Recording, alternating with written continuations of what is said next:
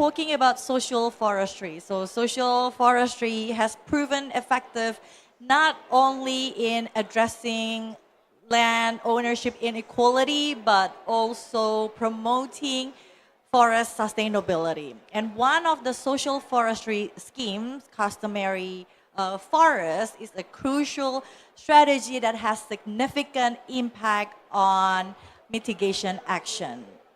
So to set the note for today's session, allow me to welcome the Director of Handling Tenurial Conflicts and Customary Forests from the Ministry of Forestry. Please welcome Bapak Jolmansyah.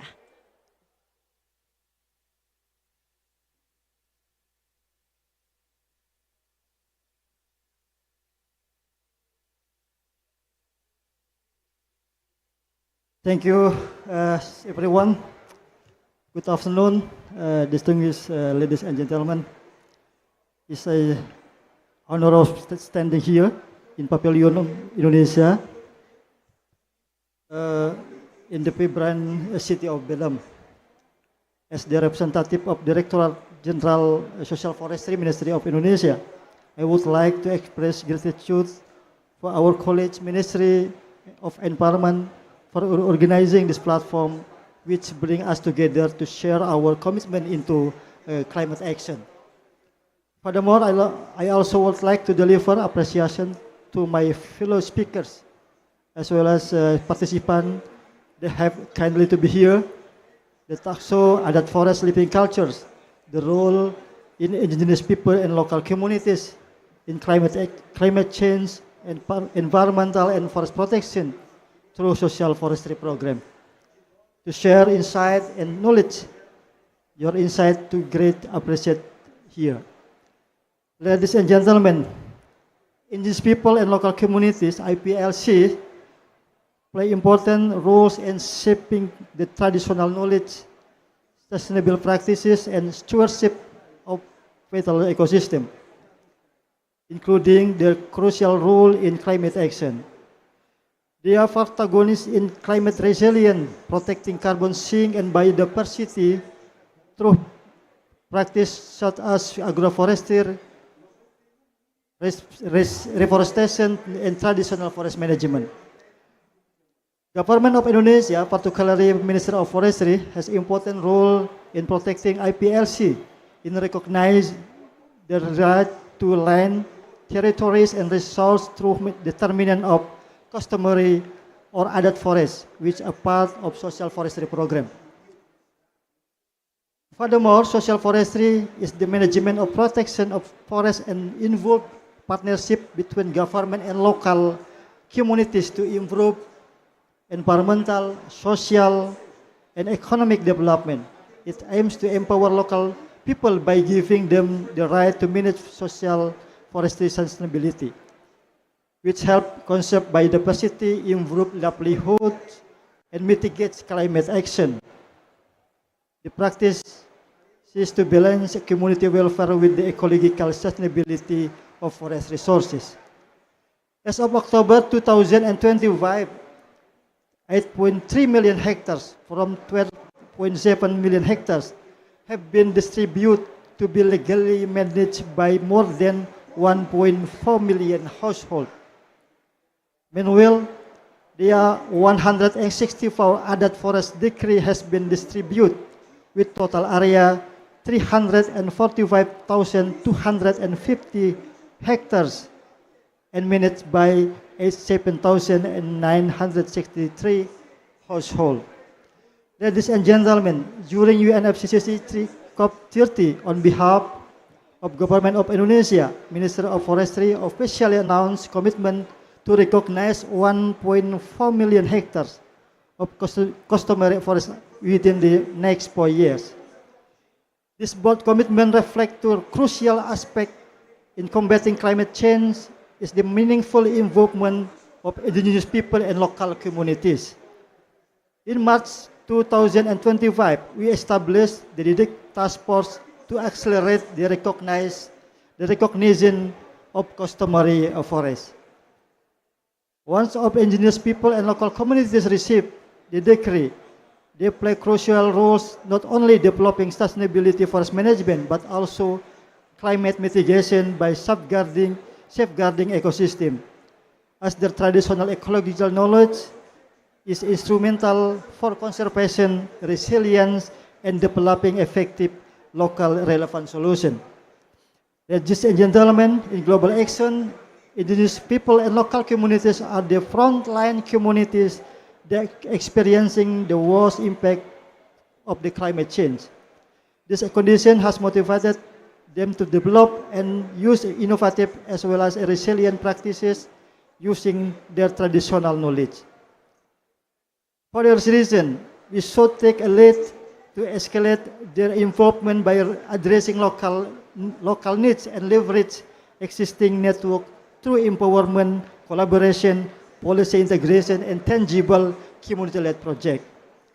Last but not least, I hope this talk show can generate innovative idea, provide new lessons that can be applied in the future for the advancement of forest communities. Thank you. Gracias. Wassalamualaikum.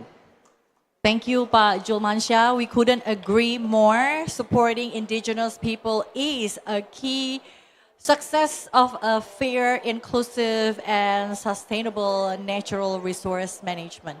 Okay, so this session serves to build international community awareness about the social forestry program as a real action against climate change.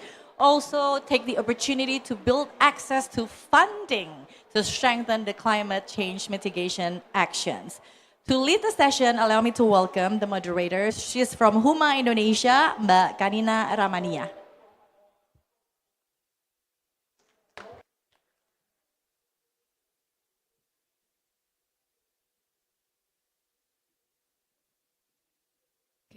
Thank you so much for the MC for introducing me. So good afternoon, distinguished delegates. My name is Kanina. I'm from Huma Indonesia, and today our discussion will be talking about Adat forest living cultures, the role of indigenous people and local communities in climate change, environmental and forest protection through social forestry program. I would like to call on our very interesting speakers today. I would like to call on Mr. Yuli Prasetyo Nugroho, the head of Subdirectorate for Determination of Customary Forest and Protection of Local Wisdom. Please, Mr. Yuli Prasetyo Nugroho to come to the stage. And next, I would also like to call on Mr. Bimantara Ajiwardana, the Advocacy Supervisor from Perkumpulan Huma Indonesia. Please come to the stage. And lastly, I would like to call on Ms. Nida Koledo, the President of the Makatumbalan Community-Based Forest and Coastal Management Association, NTFP EP Asia, please. So before we start a very interesting session today, there is a film to be screened. It is titled The Acceleration of Adat Forest in Indonesia, and it is created by the Ministry of Forestry in partnership with the Government of Norway and UNDP.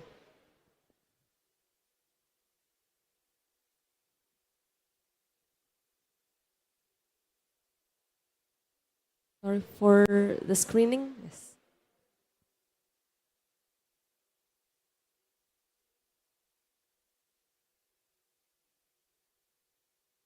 While we wait, I would like to explain the objectives of today's session. The first one is to share the experiences and lessons learned of social forestry. What if the best climate solution isn't new technology, but an ancient wisdom?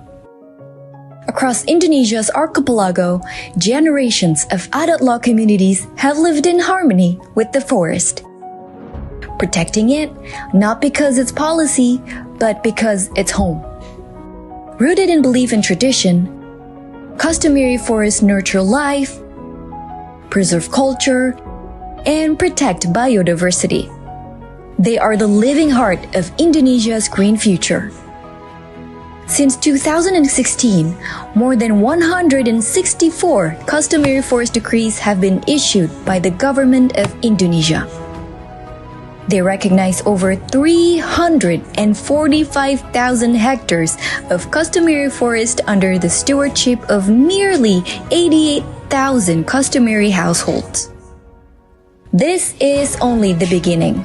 Together with Adat law communities and civil society, Indonesia is moving forward to protect more forest, empower more communities, and build a future where people and planet thrive as one.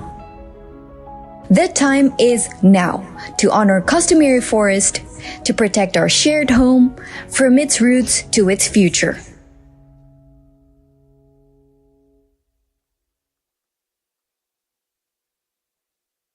What a great achievement it has been, the film has highlighted to us. So before we move on to the presentation of our speakers today, I would like to deliver the key questions that the speakers here would like to answer on today on their presentation. The first one, they will be talking about the strategies that have been developed by the government to ensure consistent long-term support for social forestry programs to contribute to climate mitigation and adaptation frameworks. And it is also to understand the strengthening of the national and local capacities, particularly for IPs and LCs, to assess the potential contribution of social forestry management schemes towards climate change mitigation. And we will also learn more about how the traditional knowledge systems and local wisdoms be effectively integrated and valued in climate actions. We'll also talk about the diversified nature-based economies and the best practices that reflected the roles of IPs and LCs, and also the challenges being faced by social forestry program currently and the solutions in the future. Now, please, I would like to call on Mr. Yuli Prasetyo to deliver the presentation. Please, the floor is yours.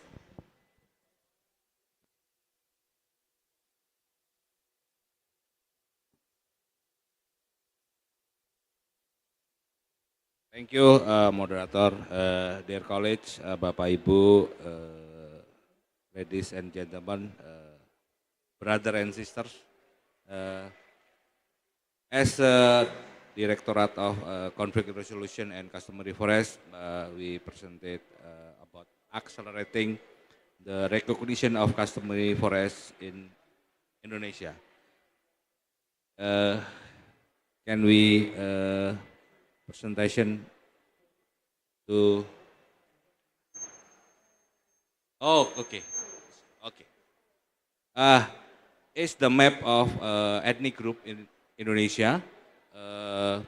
We have more than 1,100 ethnic group in Indonesia and 700 language in 76 village in Indonesia. It's a lot of dynamic and diversity in our community. Maybe it's the largest of the people Indonesia, because in 100 ethnic group, it divided is more than 100,000 communities, or a little small communities in Indonesia. Maybe more of that. Next, please. Yes. This is about the spirit of indigenous people and local knowledge on its region. I think, I'm sorry, I'm stand up, because the local community and indigenous people, we have a strong communal bond, the interest of community, take procedure through collective deliberation, like a musyawarah in Indonesia, or in adat, or their local norm and their own model to decision-making system to achieve a consensus and fostering mutual concern and respect. And then they have a spiritual connection to land and nature. I think is the most important thing in our customary forest. Maintain a profound, often magical and religious relationship with their ancestral land, forest and natural resource, and its balance must be maintained for the community's well-being. As for example, the picture is the people of Papuan in Sorong West, South Sorong. We have three people of Papuan, and the one I don't know who's that name. It's me. I'm sorry. It's me. Recognition of customary forest to grant customary law community right over their traditional forest territories, customary institution, and sustainable forest management based on their local wisdom. Next, Mas. This is a social forestry program after they have recognition of customary forest. Now, in whole of social forestry program, we have a lot of plan, community plan. But in all social forestry plan, especially of customary forest or in Indonesian people, now we have 290 adat community plan now, and we have accelerated to that community to have plan to have preparation to engage the scale of economic to the external. Next, Mas. This is how the harmonization about local about the government regulation and their local knowledge of the English people. The second nature of customary forest territory and boundaries for customary law community or English people must be conducted with utmost care and accuracy for harmonization, taking into account their historical context as well as surrounding social, economic, and cultural dynamic. This picture is about when the state regulation in Ministry of Forestry, we have three functions. The first function is production to all of any activity, and then protecting forest when the activity is limited, and the conservation forest is a lot of to be preserve trees and other animal. In perspective of community like Kasepuhan and Daya Iban, when the production forest forest they call Leweng Garapan. Leweng Garapan is a local name of the production function, the function of production, and Kampung Endor from Dayak people, Daya Iban people. And then to the protection forest is a limited activity. Perspective of community Kasepuhan is Leweng Tutupan, and in perspective Daya Iban is Tanah Mali or Mali land and Kampung Galau. Kampung Galau is mean like sacred forest, and conservation area in perspective Kasepuhan is Leweng Titipan and or sacred forest. And then for the perspective of Iban people is a Pendam or Kampung Taro. It's like a sacred people too, and it's the burial place of the Iban people. Next, please. This is a distribution of customary forest. I'm sorry, is in Bahasa. And now we have 19 province and 41 regency. If you saw the picture, we have a lot of homework because East Java, Nusa Tenggara, West Nusa Tenggara, and East Nusa Tenggara, and a lot of Sulawesi, North Sulawesi, we still have progress on it, and North Kalimantan or North Borneo, we just facilitation for months ago to accelerate it like the other province. Next. This is acceleration strategies to achieve 1.4 million hectares. We have ministerial degree about national task force, and Pak Bima from Huma is the one member of task force. And then the other task force is like Aman, Walhi, Huma, JKPP, BRWA, and other institution or CSO, and we get more inclusive to the task force. And then we have innovative finance mechanism to protect customary forest as well as improve livelihood through area management, economic and social governance. And maybe in this year we can announce about this collaboration. Development of roadmap, we have a roadmap now to reach the 1.4 million. Next. This is a case study of Amatua Kajang in our customary forest. Next. Lanjut, Mas. This is a key action. Location is we have perspective about overview Amatua Kajang, sacred customary forest. They have a spiritual way as a starway connecting heaven on earth in that forest.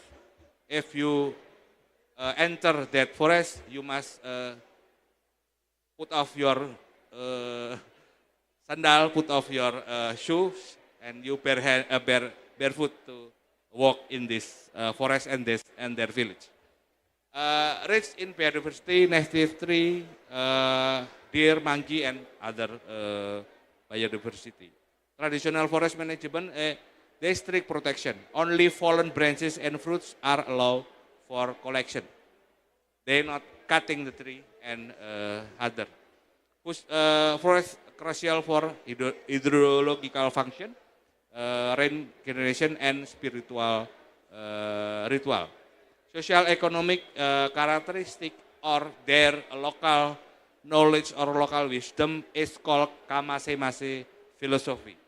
It means life for simple, honest, subsistent life and rejecting materialism. That's why they're a very special community in Indonesia. Main livelihood, traditional farming, no modern machinery, weaving black sarongs, all of black, and padanus handicraft. Strict customary law to protect forest, violation lead to the social sanction or punishment. Because we have inner Kajang and outer Kajang. In outer Kajang, they have sanction or little bit false to the rules of Kajang people. Next. That's the example of they live like handicraft and they have a sacred place and so on. Next. This impact on outcome like social impact, we have adat community plan, we have economic activities aligned with forest conservation with a lot of multi purpose of their livelihood. Please, next. Yes, this is Kajang community. Next. Our closing remark is the empowering IPLCs governance and practices. The first is respect for local wisdom, acknowledging and integrating the traditional knowledge practices and local wisdom of indigenous communities is vital. As this have proven effective in sustainable forest management for generation. And second is capacity building. Building the capacity of indigenous people institution is essential, including assistance with establishing new institution via policy development and training in financial management and sustainable economic initiative, but still protect their identity. Participatory decision making, ensuring the full and effective participation of indigenous people, including women and youth, in all decision making processes regarding their forests, help prevent the capture of benefit by elites or external actors. Documentation and customary law is supporting communities in documenting and implementing their own customary laws, norm, and culture and regulation for and resource use and management help maintain internal compliance and sustainable practices. Next. Thank you, obrigado.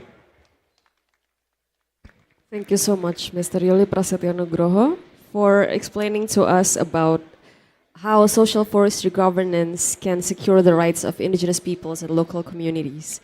It is so interesting that we see how Mr. Yuli Prasetyo explains to us the shared perspectives of Kasepuhan and Dayak Iban communities in how they see the similar three functions of forest, and how the case study of Amatoa Kajang communities, how strict they are about protecting their forest. So following up on that, we also have Mr. Matthew Van Ryn from the Forestry Officer of FAO, who will be joining us from Bangkok. Please, Mr. Matthew Van Ryn, floor is yours. Thank you so much, and I hope you can hear me clearly. Let me first express my appreciation to Julmansia as Hood, Director of Handling Scenario Conflicts and Customary Forest, the Government of the Republic of Indonesia, and the Directorate General of Social Forestry, Ministry of Forestry of the Republic of Indonesia, and the moderator and panelists for organizing the Indonesia Pavilion and hosting this session on Adat forest living cultures. Unfortunately, I could not participate or attend in person, and I will briefly talk about the potential carbon contribution in social forestry. Next slide, please. So we can see in recent years, we have seen a remarkable increase in the area under social forestry in the region. The area under social forestry has increased from 6.6 million hectares in 2010 to almost 20 million hectares in 2024. And we can also see that there is this area is poised to grow more. And it was also shown in the opening remarks that Indonesia has also ambitious goals to increase the area. And some research has shown that stronger community access and management rights lead to improved forest conservation, management, and reforestation. And tenure clarity and secure rights is a cost-efficient solution for climate action, including lower greenhouse gas emissions and increase in carbon storage. Next slide, please. We have been supporting an initiative, the climate change mitigation through social forestry actions in ASEAN countries, which was supported or is supported by Switzerland over the period of 2022 to 2025. It's a UNRAD initiative, and it works together with the ASEAN Secretariat, the ASEAN Working Group on Social Forestry, and the ASEAN Working Group on Forest and Climate Change, and various partners, including RECOFT, NTFPP, and Nanyang Technological University of Singapore. And it has also, it's a regional initiative, but it had an initial country focus on Cambodia, Indonesia, and Laos, PDR. And there are different outputs. I don't go into every detail, but we looked at how to improve the available data, how to improve the monitoring systems of social forestry, how it could be integrated into MDCs, promote and accelerate responsible private investments, as well as supporting building of capacities on nature-based solutions and ecosystem-based approach. Next slide, please. So why social forestry climate change mitigation assessment is so important? It links to different aspects. It will support impact analysis, demonstrate impact of targeted interventions, identification of good practices, and thereby also support effective rolling out of a social forestry program. And mitigation assessment allows for the NDC integration. When having that kind of information, countries can choose to include it in their NDCs, which in turn, all the data that becomes available or evidence that becomes available could help in attracting investments. And further and continued systems and capacities. It's a step-by-step process. We're learning by doing. So by doing this exercises, more information becomes available, more aspects can be reviewed. So it's a very important foundational aspect. Next slide, please. So in our mitigation assessment for social forestry, they are still ongoing for the 3 countries, where initial findings show that social forestry has a positive impact and supports climate mitigation. In Cambodia and Laos PDR, social forestry has lower emissions compared to areas in the non-social forestry. Indonesia, we see higher removals from social forestry, and specifically related to the session today, Customary Forest shows lower average emissions across the board. We are still continuing with data collection, improvement, and further analysis, also including socioeconomic data as well as deforestation risk factors. Next slide, please. We continue with several activities. In Cambodia, development of social forestry monitoring system, the capacity development for conducting mitigation assessment. In Indonesia, including sample-based area estimation, as well as the mitigation assessment, developing a manual to conduct emission estimates for social forestry, as well as guidelines. In Laos, they have established a social forestry monitoring committee. So to help with monitoring of social forestry activities, as well as the impact from social forestry. At the regional level, the initiative helped to develop ASEAN guidelines on nature-based solutions and ecosystem-based approaches for the forestry sector, also specifically looking at social forestry within the forestry sector. It also works on a blueprint for accelerating commercial development of social forestry enterprises. Next slide, please. So social forestry and achieving climate target, the integration of social forestry in national climate change frameworks and national forest monitoring systems is key. It also is important to enhance the recognition of local communities in managing their areas and strengthening and mobilization of support to follow the permit issuance. And through enhanced monitoring and support, it could allow access to climate finance and investments. Next slide, please.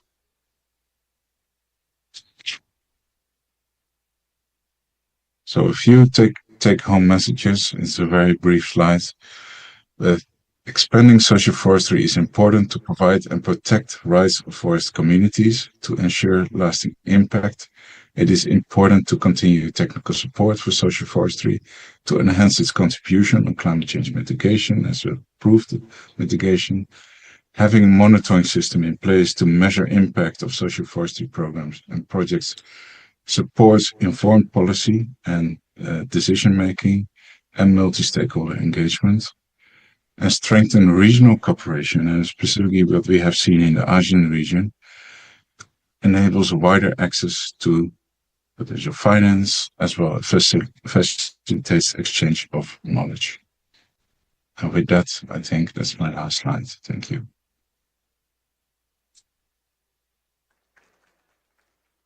Thank you so much, Mr. Matthew Van Ryn, for joining us from Bangkok. I believe it's past midnight there. So thank you so much for making the time.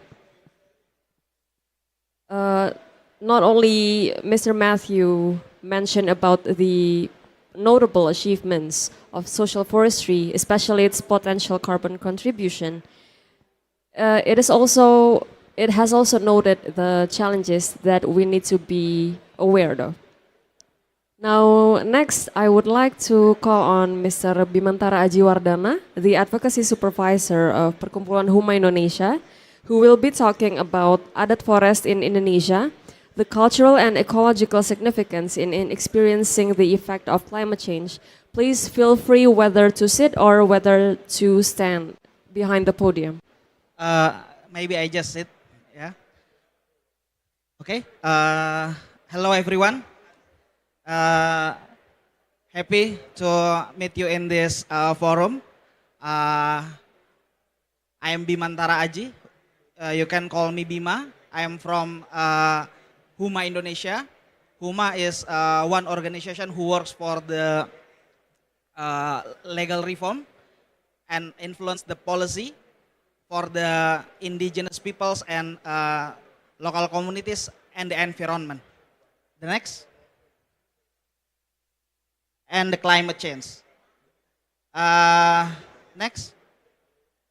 Yeah, if we talk about the local wisdom, yeah, maybe the scientists or the the academics is make many contribution to documenting, to explain about the local knowledge or traditional knowledge, but we must make a great achievement for the indigenous people, because indigenous people is not only talk about the sacred, but they talk about the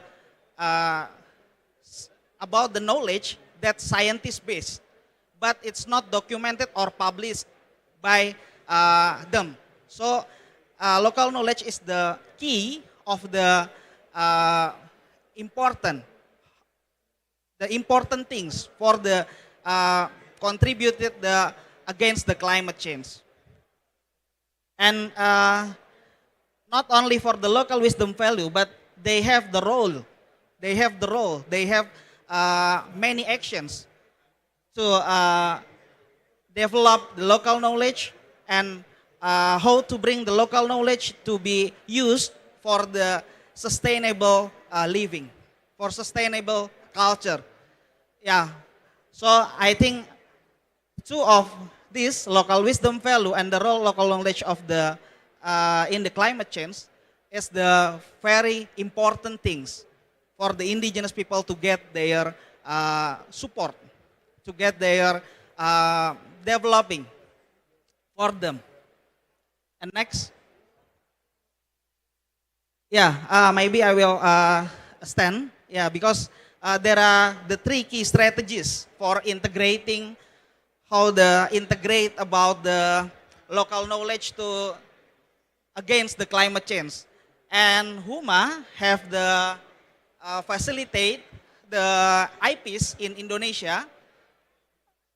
We are working with the IP and with the we are working with the IP. Yes, the effective integration starts with the recognizing their local knowledge as legally equal to state law. So it's not just cultural add-ons, but Huma works with initiative to stand the free, prior, and informed consent, the FPIC, because FPIC have the important aspects for the designing policy with IPs to prevent the marginalization and enhance resilience. So there are three key strategies. The first is how to accelerate the legal recognition for IPs existence with local government regulations. Because in Indonesia, the IPs can get recognized only from the decree for the local government regulations. So they must to ask the local government to get their existence. And it's sometimes the political will, the not only political will, but sometimes the local government didn't want to give the recognition because, yeah, you are IPs. What the important for us? Yeah, sometimes the local government didn't have the knowledge about how to important the IPs. It's the first, and the second is how to financing and capacity building for IPs.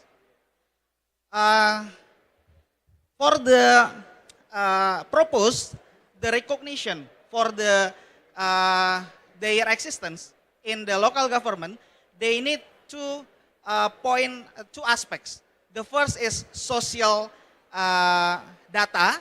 It includes the name, includes the culture, includes the information of the local knowledge. It includes the spatial. So not only for the social data, but also it's the spatial data. So it's very long process, and it's very get the attention for how to get the finance for they do mapping by or they do writing the proposal, fill the proposal. So it takes time. And not only that, but also how to they influence the local regulations. It takes time because sometimes it make long part of the situation, yeah, and so it's very difficult, but it's the strategies to us how to empower the IPs with the finance, with their to support their action. And the two key support for IPs. Yes, the first is based on our experience that tenure as a foundations. Yes, that Mr. Julmansyah and Mr. Pras that explained before, like Huma with Adat Forest Coalition has been facilitating IP to obtain recognition of their Adat forest. So for their recognition, not only for IPs as a subject, but IPs must have propose the object that they have. So if the object is the forest, we initiate the proposal to recognize it's the forest with the Adat forest. But it's if only it's not the forest area, we initiate the proposal to the Ministry of Land and Spatial Planning. So there are two schemes that we initiate, the IPs initiate to get the recognition for their object. And the second, the key support is market access. That the task force, yeah, that Huma involved with Mr. Julmansyah and Mr. Pras, we have identified how the projection, how the forecast about the economics value from the Hutan Adat, from the Adat forest. Because how to facilitate them to give the economics value for the NTFPs. Yeah, so maybe after me, Mrs. Nida maybe explain about many things about the NTFPs. And next. Yeah, this is the best practice from IPs. Who must work for IP governance has documented practice that show communities are conserving 80% more carbon while lifting the livelihoods. Yeah, because the customary forest have many support and have contribute to, because the IPs are managing the 23% of Adat forest area with near zero illegal logging, because they have the community monitoring networks that help the deforestation action from their customary forest, and how to involve the women. It's like in this picture, how to involve the women, how to involve the youth, indigenous, to get the participate in the forum, because sometimes it's difficult to them to get the opportunity or chance to make something decision. And the third, how the IP led the restoration of Adat forest, because the IPs have the local knowledge, have the traditional perspective to keep the trees, to keep the area, to the forest, because that's their mother, that's their land, their source. So next. Yeah, but we still have the fourth challenge, that how to impact to the IP if we didn't support. Yeah, the first is climate vulnerability for IPs. And as we know that, yeah, climate change is very impacted for the IPs. And so we must sometimes, the people didn't believe about the knowledge, about the local knowledge can get the restoration for the and against the climate change. Yeah, sometimes we face the limited capacity and funding. It's very important, the funding, the capacity to how the IPs can get the direct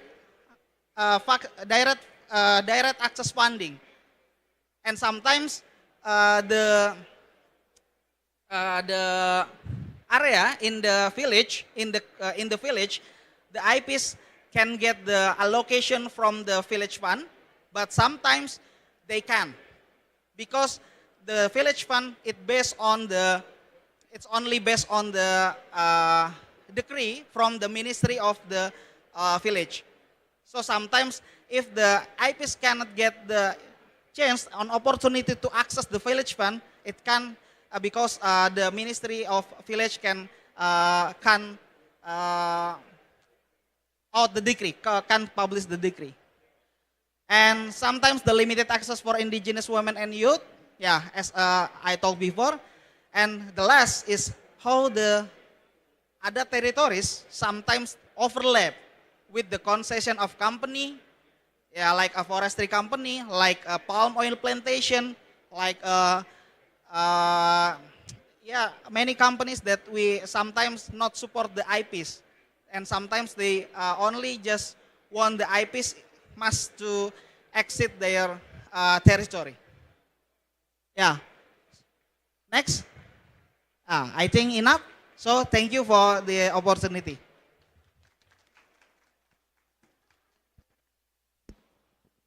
Okay, thank you so much, Mr. Bimantara Ajiwardana. I would also like to resound a phrase that he said. He mentioned that in key strategies, effective integration can only start with recognizing indigenous and local knowledge as legally equal to state law. And this means that not treating indigenous and local knowledge simply as cultural add-ons, but also meaningfully involve them in co-designing policies with indigenous peoples. And he also mentioned the challenges and also climate vulnerability. And in regards to climate vulnerability, we also need to discuss climate resilience so that indigenous peoples, in the face of the challenges, they can face it head on. And speaking of climate resilience, I would like to invite Ms. Nida Colado, the president of the Makatumbalan Community-Based Forest and Coastal Management Association, to please come to the podium.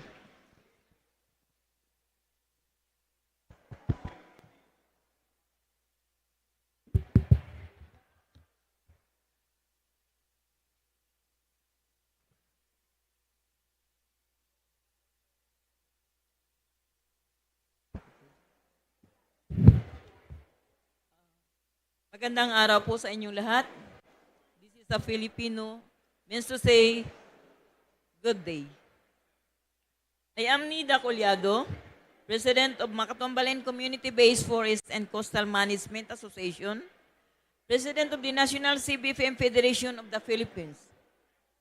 As a partner of NTP-AP, PNNI, and FFP. Today, I stand before you not as a leader, but a representative of thousands of grassroots communities and people's organizations who had been silent, unpaid, and dedicated guardians of our forest and coastal ecosystem for decades. Our primary organization, the Macatombalen Community-Based Forest and Coastal Management, began with 36 regular members, mostly women. Today, our influence extends to over 300 members across 16 organized associations in San Vicente, Palawan. We guide these communities through one unified advocacy, a strong community-led forest and coastal protection. Under the national government policy of CBFMA-29 covering 1,850 hectares, we were granted tenure by the Department of Environment and Natural Resources under the Executive Order 263. For more 2 decades, we have acted as forest guards, ensuring the protection and rehabilitation of our area. With our CBFM, we maintain agro farms, National Graining Program or NGP plantations, bamboo and rattan plantations, and restoration areas along our river ecosystems.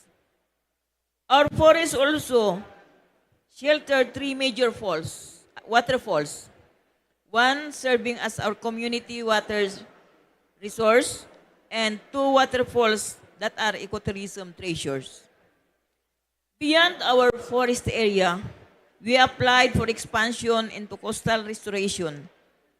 Since 2014, the Department of Environment awarded us more than 200 hectares in GP mangrove beach forest along the shoreline of our municipality. After completing our planting, we continued patrolling, protecting the mangrove and forests of Macatombalen Poblacion, San Vicente, Palawan.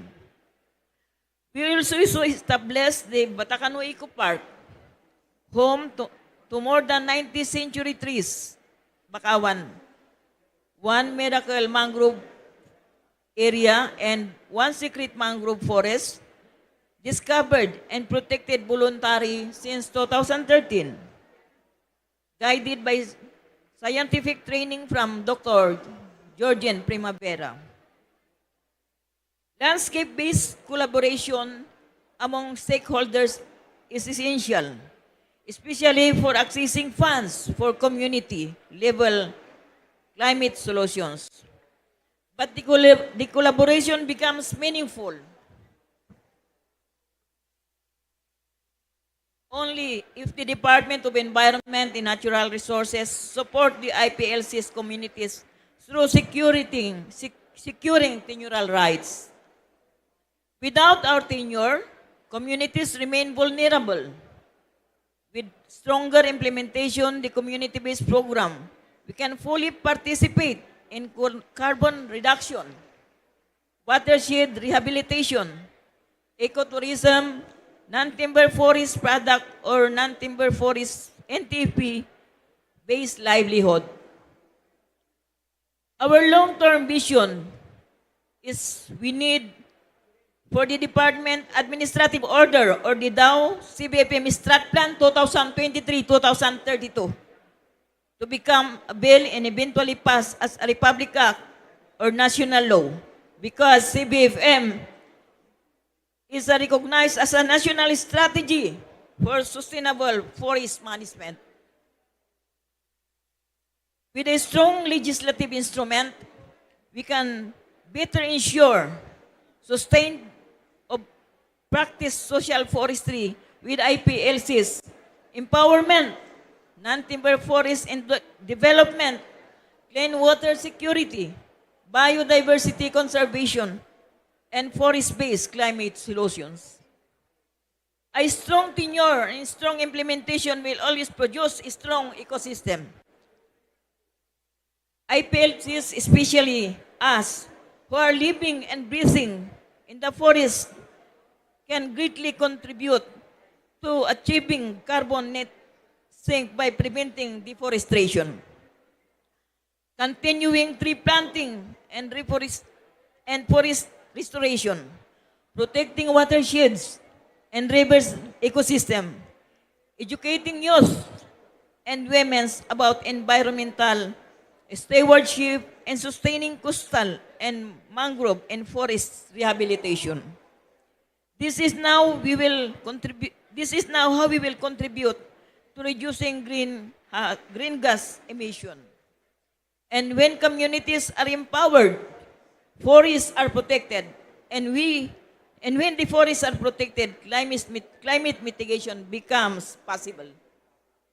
I stand here today to deliver one message. Grassroots communities are the heart of the forest protection in the Philippines.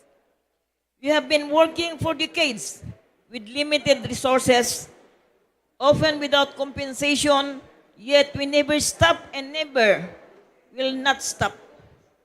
But for us to continue, we need legal security, policy, stability, and true government support.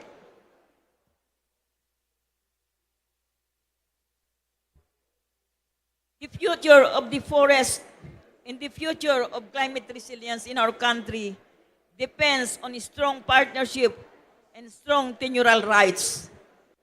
Let us stand together, communities, government, and partners. Let us protect what protect us. Maraming salamat. Mabuhay ang CBFM, mabuhay ang ating komunidad. Thank you very much.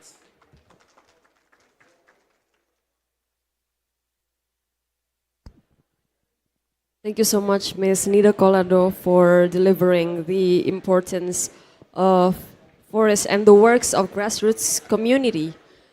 Because as she mentioned, with little to no compensation, they are doing everything they can to protect their forest, which host important waterfalls, important resources for their lives and livelihoods. So now I would like to open the floor for the audiences who are interested in asking questions or giving remarks. We have some interesting souvenirs, endemic only to Indonesia, that you can get for the audiences who would like to ask or give remarks, please.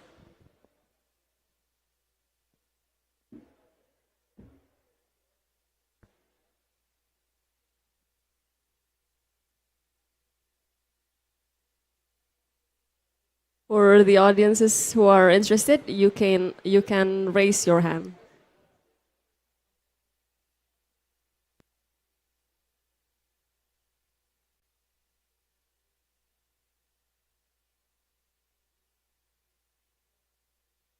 Hello? No.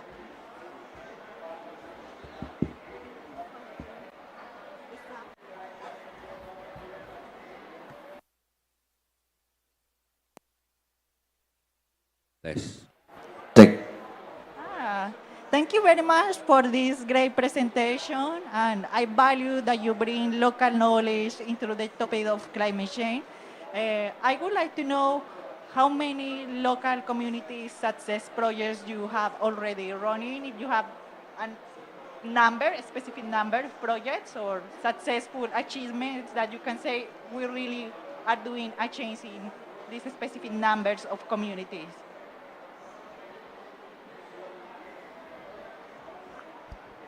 Maybe before the speakers answer the question, I would like to call on one more question or remarks. Please note that anyone who asks or give remarks will receive a very interesting souvenir. Please.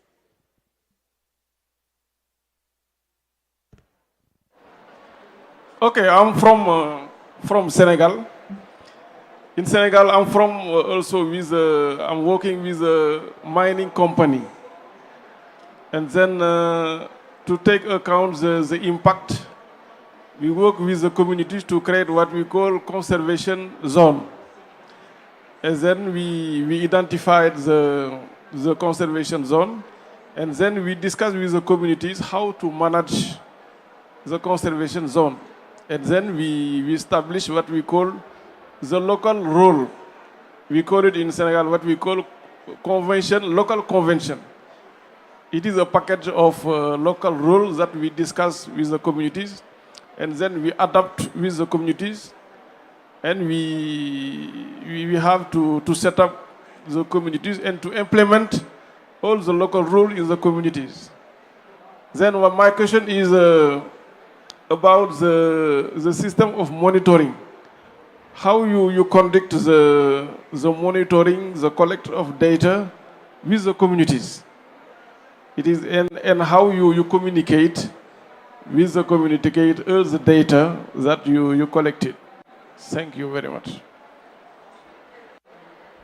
Okay, thank you very much. So I would like to first ask the speakers for the first questions. That is, how many local communities already recognized? Maybe we can get both the insights from Indonesia and the Philippines. Thank you. Now we have 164 communities in 19 provinces and 41 regency now in Indonesia. It almost 400,000 hectares now in Indonesia.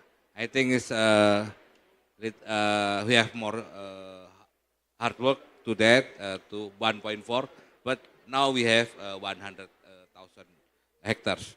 And I think I agree with you, and we need more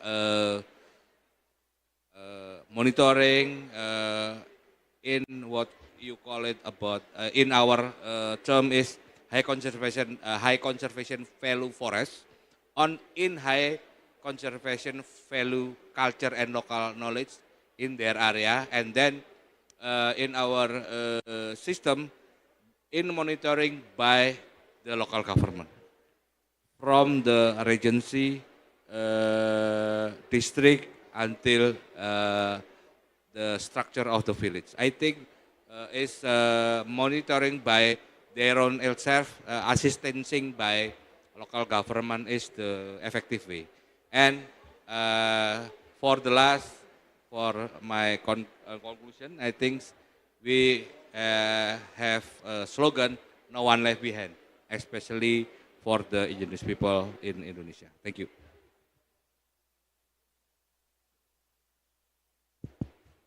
Check. Okay. Yeah. The first question is about how many. Yeah? How many are the number? Yeah.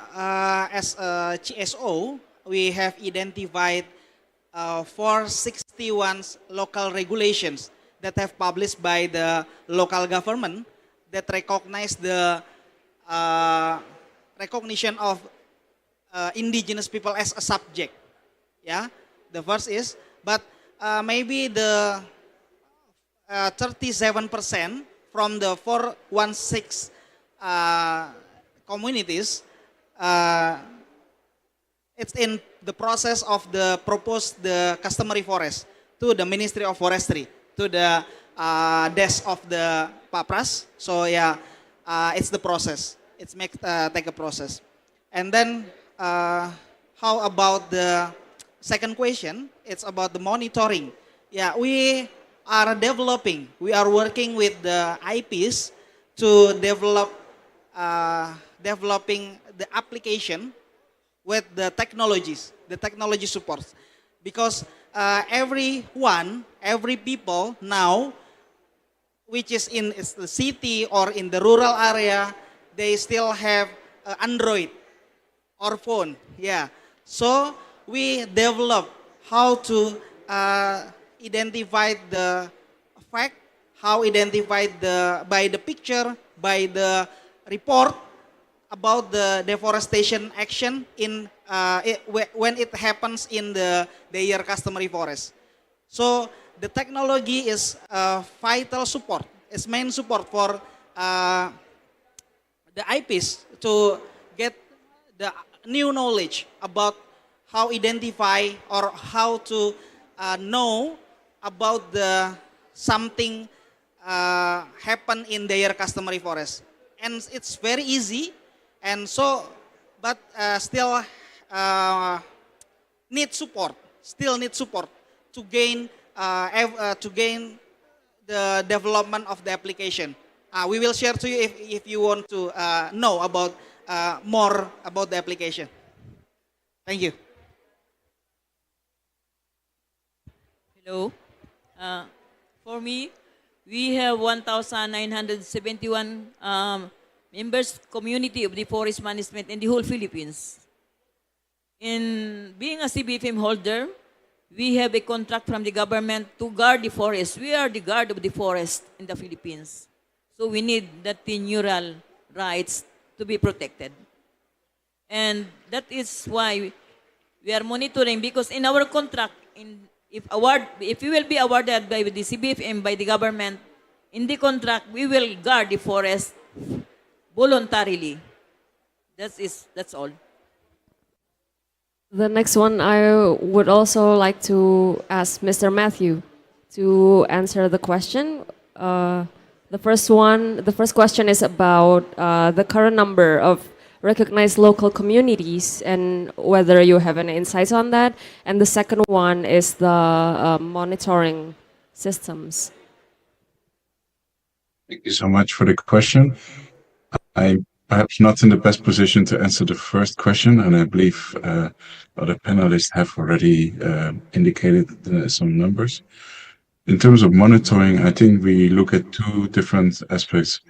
One is in terms of field monitoring, which can help in terms of direct feedback.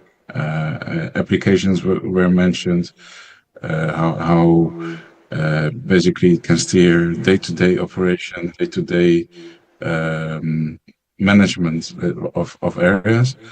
And the other is more at the national level, how to link it to the national frameworks.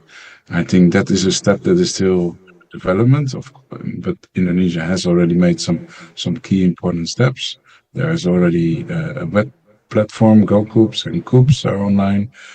But I think that one of the next steps is how to really integrate social forestry in national forest monitoring systems, in national monitoring system, and link that operation. Thanks.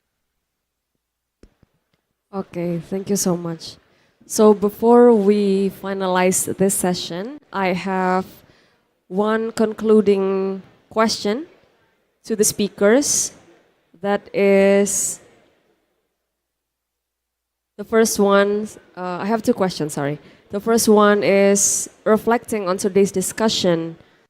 What do you think are the most important next steps, whether at the community level or the national level or the regional level, to strengthen the role of indigenous peoples and local communities in climate action and sustainable forest governance through social forestry? Maybe we can start with Mr. Matthew. Thank you. It's not an easy answer. I guess there are different elements to it. In one of my closing take-home message, I was referring to the monitoring system, evidence, and that evidence could also attract finance. So I think it's also very important to support the good practices that are undertaken and to really ensure that, yes, there is the reward, there is the finance coming available. So, and that also needs, of course, evidence and trust. So that these are all important aspects to think about. Thank you. Okay, thank you so much for the answer. Now I will follow up on Mr. Yuli Prasetyo, please. I think what the acceleration with the commitment of 1.4, I think we need collaboration. We need more inclusive with all the multi-stakeholder and the the most important thing is no one left behind. Thank you.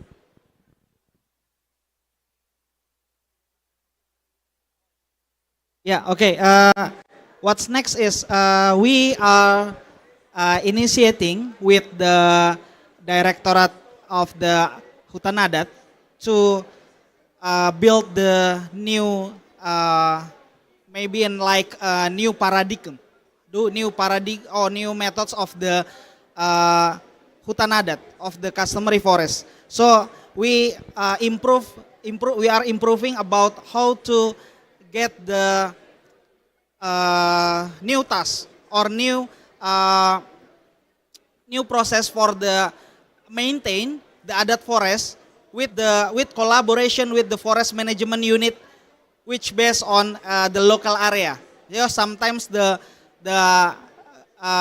forest management unit are very contribute to support and give the many approach to the IPs in the local area. So I think it's the key for the next.